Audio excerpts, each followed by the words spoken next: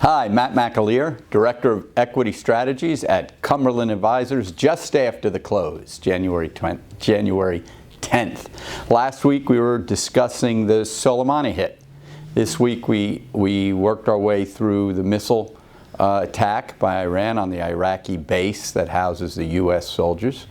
Another important fact as a trader or investor to talk about.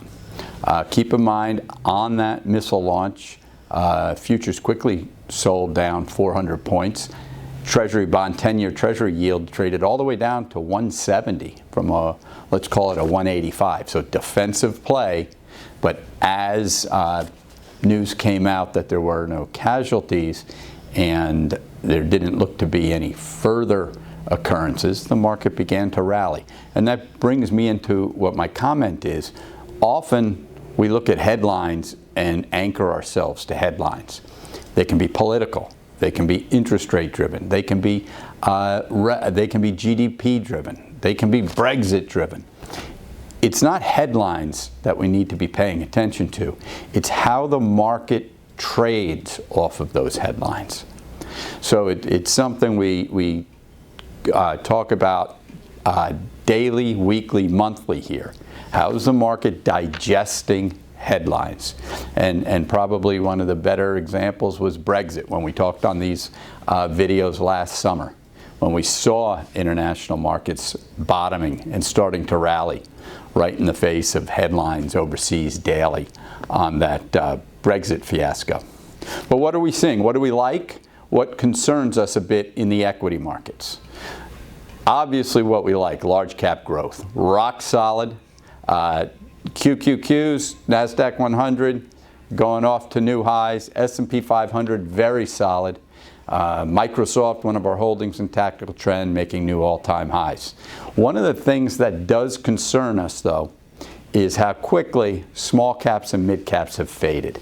This has been an occurrence that we kept an eye on now for going on 3-4 years, but on our videos for about 18 months. How anytime small cap and mid cap gets a bid, it's been unable to sustain it. So I just wanted to spend a short period, a minute or two, on what we look at on a daily basis to try to give us a little flavor for how that market's trading. One of the slides that Norm has put up for you to take a look at is a breakout summary. That's a daily breakout summary we look at. We look at it daily. We look at weekly breakout summaries and monthly breakout summaries. You can see if we go down to yesterday's report in the S&P small cap, all the way on the left-hand column on the bottom, even though the market was up, we were already seeing relative weakness in small caps. That was a continuation from earlier in the week. Those are things that tip us off that breadth may be narrowing a touch in the large expanded market. What did that lead to today? So we had some weakness today. Nothing to jump up and down about, but the market got a little dampening, pulled back some, probably positive in pulling back. We've spoke about last week, hitting those overbought weekly numbers, probably needed to pause, needed to rest. But when we take a look at the second chart, which is today's intraday action, look down at that small cap 600 again. You see in the new buy, new sells, we've flipped negative. And on the up versus down action, we're decidedly negative. So relative strength is something we keep an eye on. We expect that sectors and asset classes that are showing relative weakness in strong markets are going to be the leaders in down markets. If we look up at the New York Stock Exchange or the NASDAQ today intraday, you see pretty solid numbers. Now keep in mind, I printed these out at probably around 3 o'clock this afternoon. So the market tailed a bit into 3:30 or so and bounced into 4. But relative strength is so important, so vital to giving you a heartbeat in the market. Pay attention to what's making new highs, what's making new lows, what's moving higher in a weak market, what's moving lower in a strong market. So if there's something that's bothering us in an otherwise very solid market, it's that weakness in small caps and let's call it semi-weakness in mid-caps. Mid-caps holding in better than small caps. Remember what we talked about in October, November. When small caps and mid-caps were coming on, we loved seeing that breath. Loved seeing the market expand. So we'll be watching over the next couple of weeks to see if we do get some narrowing in strength in the markets. We also have a couple of notes from John Mousseau, CEO, head of fixed income, on how the bond market has reacted to some of the global politics and some of perhaps the job data. Stay tuned. John is right up next.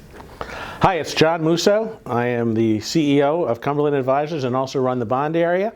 And just a very quick note today, since we did have payroll numbers, and non-farm payrolls grew, but not quite what the market was expecting, 145 versus 160. We saw some certain reaction on the week in bonds. The 10-year bond really ended up at about a 181. It started the week at a 179.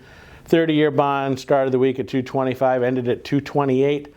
I think the important point is that yields were probably about 5 basis points higher in midweek.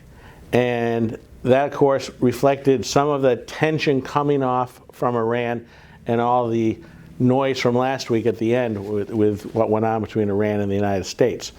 What do we think about this? We think that actually the number was okay. We looked at the labor participation rate, which stayed steady at 63.2, and we looked at the unemployment rate, which stayed steady at 3.5%. So when we put those together, we're still playing some defense on bonds. We're watching things carefully. And basically the first full week of the new year in 2020 produced some volatility in bonds, but very little change. Have a great weekend.